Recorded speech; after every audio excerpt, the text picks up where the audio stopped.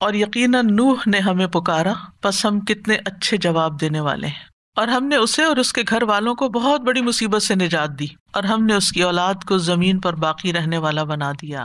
اور بعد والوں میں ہم نے اس کا ذکر خیر باقی رکھا۔ سلام ہو نوح پر تمام جہان والوں میں، بے شک ہم نیکی کرنے والوں کو اسی طرح بدلہ دیتے ہیں، بے شک وہ ہمارے مومن بندوں میں سے تھا۔ یہاں پر آپ دیکھیں وَتَرَكْنَا عَلَيْهِ فِي الْآخِرِينَ، اس وقت تو وہ سخت مشکل میں پڑے تھے، لیکن بعد میں اللہ تعالیٰ نے ان کو سچی ناموری عطا کی، یعنی ہم نے اس کی ایسی تعریف کر دی جو بعد میں آنے والے لوگوں میں بھی باقی رہی۔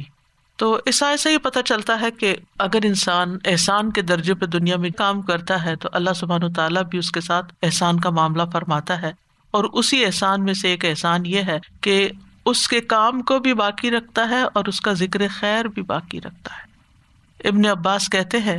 رسول اللہ صلی اللہ علیہ وسلم نے فرمایا، جنت والا وہ شخص ہے جس کے کانوں میں اللہ تعالیٰ لوگوں کی طرف سے اچھی تعریف ڈالتا ہے اور وہ سن رہا ہوتا ہے، یعنی دنیا میں بھی اس کا ذکر خیر ہو رہا ہوتا ہے، اور جہنم والا وہ شخص ہے جس کے کانوں میں اللہ تعالیٰ لوگوں کی طرف سے شر ڈالتا ہے، لوگ اس کو برا بھلا کہہ رہے ہوتے ہیں اور وہ سن رہا ہوتا ہے، یعنی نیک آدمی کی عدم موجودگی میں بھی اس کی تعریف کی جاتی ہے، اور یہ باتیں پھر گھوم گھما کے اس کے کانوں تک پہنچ جاتی ہیں۔ دیکھیں جو آپ کے سامنے تعریف کرتا ہے، ہو سکتا ہے وہ آپ کی خوشامد کر رہا ہو سکتا ہے کہ وہ صحیح بات کر رہا ہو سکتا ہے صحیح نہ بھی کر رہا ہو سکتا ہے اس کا کوئی آپ سے مطلب ہو، کوئی بھی وجہ ہو سکتی، لیکن اصل تعریف ہوتی ہے جو آپ کی غیر موجودگی میں کوئی آپ کے لیے کرے، پھر وہاں سے کوئی اٹھے اور وہ آپ کو پہنچا دے کہ وہ فلاں مجلس میں آپ کے لیے یہ الفاظ ادا کر رہا تھا۔ تو جب آپ کو یہ پتا چلے کہ کسی نے میرے بارے میں کچھ اچھے الفاظ استعمال کیے ہیں یا کسی کی رائے میرے بارے میں اچھی ہے، تو تمام تر شکر اللہ کے لیے ادا کریں، اور اسی رستے پر، نیکی کے رستے پر قائم رہنے کی کوشش بھی کریں اور اللہ سے استقامت کی دعا بھی کریں۔ اور جب کسی کو یہ پتا چلے کہ لوگ میرے بارے میں بری رائے رکھتے ہیں تو پھر آپ سن کے توبہ کریں کہ یا اللہ میرے ہی کچھ گناہ ہوں گے جن کی وجہ سے کسی نے میرے بارے میں ایسے الفاظ کہے ہیں، اور پھر انسان اللہ تعالیٰ سے دعا کرے کہ یا اللہ مجھے میری غلطیاں دکھا دے، میری اصلاح فرما دے، پچھلے گناہ معاف کر دے، آئندہ مجھے نیکیوں کی توفیق دے اور مجھے اپنا بنا لے۔ اسی طرح ایک اور روایت ہے، ابو زہیر ثقفی کہتے ہیں رسول اللہ صلی اللہ علیہ وسلم نے ہم سے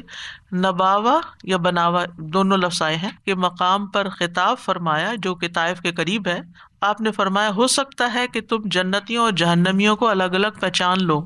لوگوں نے عرض کیا اللہ کے رسول کس طرح، یعنی دنیا میں کس طرح؟ آپ نے فرمایا اچھی تعریف کے اظہار سے اور بری تعریف کے اظہار سے، تم ایک دوسرے پر اللہ کے گواہ ہو۔ کہتے ہیں نا کہ زبان خلق کو نقارہ خدا سمجھو۔ اب اس کا یہ مطلب نہیں کہ ہم لوگوں کی تعریف چاہنے کے لیے اچھے کام کریں، ہم خالص ہو کے اللہ کے لیے اچھے کام کریں تو انشاءاللہ اللہ سبحانہ وتعالیٰ ذکر خیر بھی جاری کر دے گا۔ اسی طرح ایک اور موقع پر رسول اللہ صلی اللہ علیہ وسلم نے فرمایا جب اللہ تعالیٰ اپنے بندے کے ساتھ بھلائی کا ارادہ فرماتا ہے تو اسے لوگوں میں نیک نام کر دیتا ہے۔ کسی نے کہا کہ نیک نام کیسے بناتا ہے؟ آپ نے فرمایا وہ اس طرح کہ اس کے لیے اس کی موت سے پہلے نیک عمل آسان کر دیتا ہے، حتیٰ کہ اس کے آس پاس والے اس سے راضی ہو جاتے ہیں، پہلے ناراض سے وہ راضی ہو جاتے ہیں، وہ ان کے ساتھ احسان شروع کر دیتا ہے، اچھا معاملہ شروع کر دیتا ہے اور وہ اس سے خوش ہو جاتے ہیں، اور اس طرح موت سے پہلے وہ آدمی نیک نامی میں مشہور ہو جاتا ہے کہ اچھا انسان تھا۔ اچھے اعمال جو ہیں یہ آسمانوں میں بھی شہرت کا سبب ہے۔ ابو ہریرہ رضی اللہ عنہ سے روایت ہے کہ رسول اللہ صلی اللہ علیہ وسلم نے فرمایا ہر آدمی کی آسمان میں ایک خاص شہرت ہے، اگر وہ شہرت اچھی ہو تو زمین میں بھی اچھی ہو جاتی ہے، اور اگر وہ شہرت آسمان میں بری ہو تو زمین میں بھی بری ہو جاتی ہے۔ تو اس لیے اس بات کی فکر کرنی چاہیے کہ آپ کے قریبی لوگ آپ کے بارے میں کیا کہتے ہیں، آپ کے بچے کیا کہتے ہیں، آپ کے ہسبینڈ کیا کہتے ہیں، آپ کے بہن بھائی کیا کہتے ہیں، آپ کے کولیگز آپ کے بارے میں کیا کہتے ہیں، کیونکہ انہی سے زیادہ واسطہ پڑتا ہے۔ اگر ہمارا ان کے ساتھ معاملہ اچھا ہوگا اور ہم عفو درگزر کرنے والے ہوں گے، معاف کرتے جانے والے ہوں گے، تو انشاءاللہ اس صبر کا اجر بھی ملے گا، دنیا میں بھی ملے گا۔ ہم سب کو یہ ضرور دیکھنا چاہیے کہ کیا اللہ تعالیٰ ہم سے راضی ہے،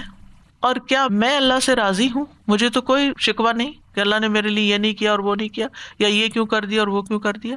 پھر دوسری بات یہ، لوگ مجھ سے راضی ہیں لیکن لوگوں کی رضا کو اللہ کی رضا پہ ترجیح نہیں دینی۔ اگر لوگ ایک وقت میں ناراض بھی ہوتے ہیں نا، آپ احسان کرتے چلے جاتے ہیں، وہ کل آپ سے راضی ہو جائیں گے، لیکن آپ کی زندگی کا مقصد نہیں ہے ان کو راضی کرنا. تو اوپر کیا ہے؟ اللہ کی رضا. اگر اللہ کو راضی کر رہے ہیں نا، اور اللہ کی خاطر لوگوں کو راضی کر رہے ہیں، تو انشاءاللہ معاملہ درست رہے گا. اور کیا میں لوگوں سے راضی ہوں، یا مجھے ہر وقت ان کے اندر کوئی عیب ہی نظر آ رہے ہوتے ہیں اور میں جلتی کٹتی رہتی ہوں، یہ کیوں نہیں یہ کر رہا، فلانا کیوں نہیں کر رہا. تیسری چیز یہ کہ کیا میں اپنے آپ سے بھی راضی ہوں یا نہیں، یعنی میرے اپنے اندر ایک اطمینان قلب ہے یا نہیں. اگر نہیں تو اللہ سے دعا کرے کہ یا اللہ مجھے وہ وجہ دکھا دے جس کی وجہ سے میرے اندر اطمینان قلب نہیں، کیونکہ مجھے مرتے وقت نفس مطمئنہ چاہیے. میں اس حال میں دنیا سے جاؤں کہ تو مجھ سے راضی اور میں تجھ سے راضی. اور یہ ہے اصل کامیابی. جو اس کے ساتھ جاتا ہے وہ کامیاب ہو گیا.